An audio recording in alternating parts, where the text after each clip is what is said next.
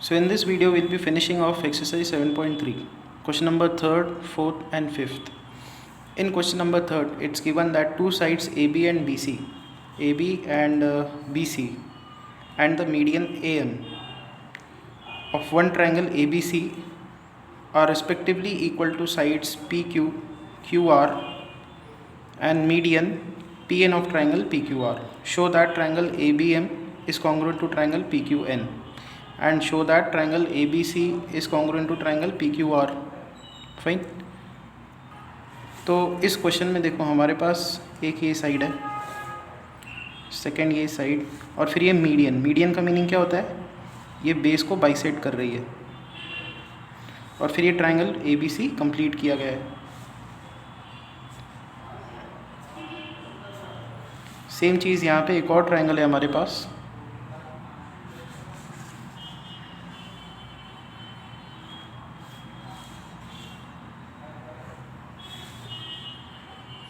PQ यहाँ पे R और ये जो है मीडियन PN है और ये मीडियन है इसलिए ये बेस को बाइसेक्ट करेगी.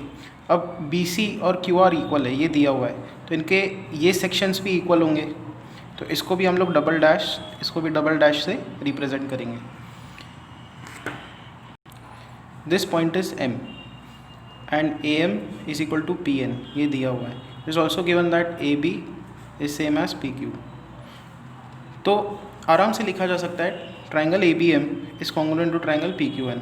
तो triangle ABM is congruent to triangle PQN. कौन सा कॉन्ग्रुएंस है यहाँ पे, SSS कॉन्ग्रुएंस. तो बाय CPCT क्या होगा, एंगल B इक्वल टू होगा angle Q, angle B is equal to angle Q by CPCT. तो अगर आप इस ट्रायंगल को ऑब्जर्व करो ABC और PQR, उसमें ये साइड इक्वल, बीच का एंगल इक्वल और ये साइड तो इसको इक्वल दिया ही है. सो कौन सा कॉन्ग्रुएंस हुआ यहाँ पे, साइड फिर एंगल और साइड. सो आगे आप लिख सकते हो triangle ABC is congruent to triangle PQR by SAS. Question number 4th. BE and CF are two equal altitudes of triangle ABC. Using RHS congruence rule, prove that triangle ABC is isosceles. तो अब हम लोग क्या करेंगे, यहाँ पे एक triangle बना देते हैं ABC.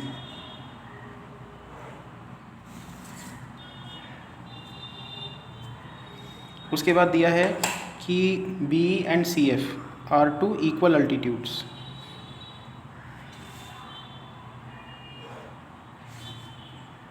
BE and CF are two equal altitudes. तो बिकॉज ये इक्वल है तो इसको इक्वल दिखाने के लिए मैं इसको रेड कलर से मार्क करता हूँ, दिखाने के लिए कि ये दोनों इक्वल इन लेंथ है. फाइन. तो यहाँ पे RHS कॉन्ग्रुएंस यूज़ करके हमको प्रूव करना है कि ये आइसोसेलेस ट्रायंगल है. Now if you consider this triangle BFC, तो ये कैसे दिख रहा है, देखो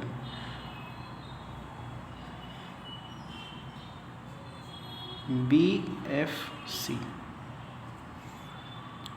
और ये इक्वल अल्टीट्यूड्स है. सो ये जो CF अल्टीट्यूड है उसको डबल डैश से रिप्रेजेंट कर देते हैं. BC जो है उसको मान लो ऐसे रिप्रेजेंट कर दिया. यहाँ पे एक और ट्रायंगल है BEC, तो BC यहाँ पे है एंड ये ऐसे है BEC. CF और BE इक्वल अल्टीट्यूड्स है ना, तो उनका लेंथ इक्वल है, तो इसको भी हम लोग डबल डैश से रिप्रेजेंट कर देते हैं. यहाँ पे इस ट्रायंगल में भी BC साइड है और इस ट्रायंगल में भी BC साइड है. BC यहाँ पे भी है, BC यहाँ पे भी है. तो इन दोनों ट्रायंगल्स में अब क्या दिख रहा है हमको, इन दोनों ट्रायंगल्स में दोनों 90 डिग्रीज है, राइट एंगल ट्रायंगल्स है. इनके हाइपोटेनस इक्वल है और इनकी एक साइड इक्वल है. तो कौन सा कॉन्ग्रुएंस हुआ यहाँ पे, RHS कॉन्ग्रुएंस. तो स्टेप बाय स्टेप लिखा कैसे जाएगा, देखो BE और CF equal, given angle is equal to angle F is equal to 90.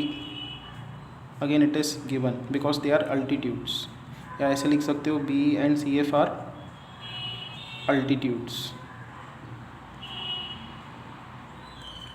और फिर BC is equal to BC. दोनों ट्रायंगल का एक साइड इक्वल है, हाइपोटेनस इज सेम.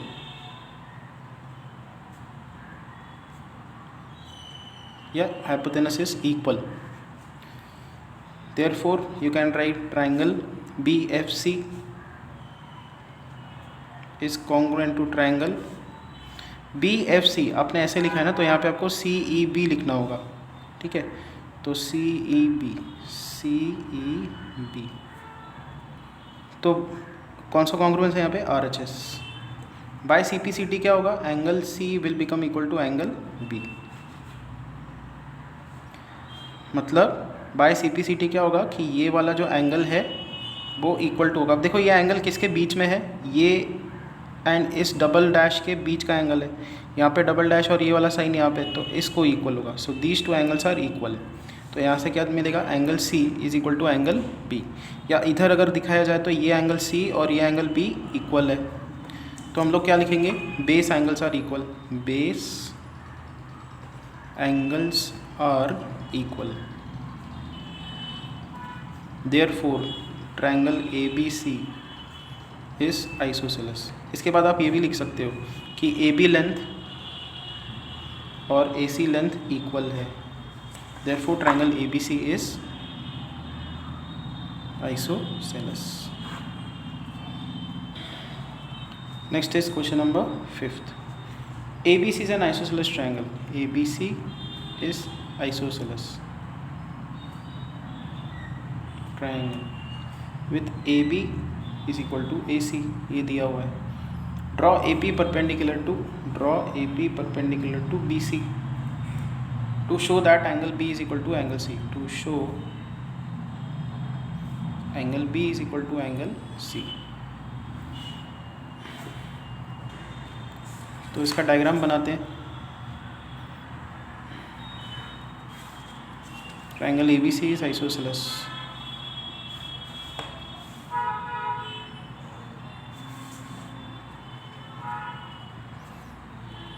AB और AC इक्वल है, ये दिया है. Draw AP perpendicular to BC.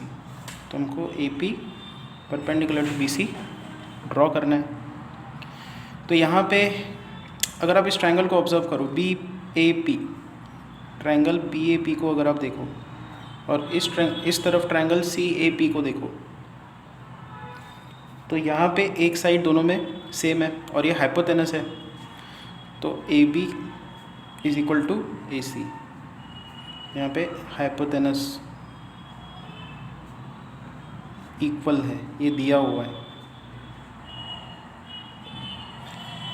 AP इनका कॉमन साइड है, तो यहाँ पे AP, यहाँ पे भी AP इक्वल, कॉमन साइड.